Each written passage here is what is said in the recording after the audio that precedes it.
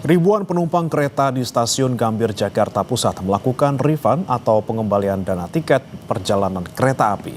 Refund ini menyusul pembatalan 15 perjalanan kereta jarak jauh dari Jakarta ke sejumlah wilayah terdampak banjir. Antrian pengembalian dana atau refund tiket terjadi sejak Minggu pagi hingga siang hari di stasiun Gambir, Jakarta Pusat. Pengembalian dana ini imbas banjir yang masih merendam sejumlah rel kereta api di wilayah Pekalongan dan Semarang. Warga yang sudah terlanjur membeli tiket terpaksa mencari moda transportasi lain.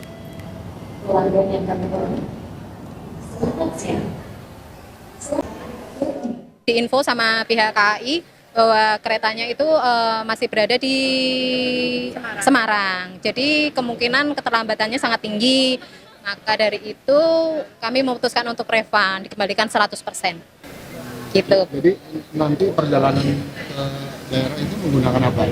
Alternatif lain atau? Iya, ini kami lagi mencari alternatif lain, Mas.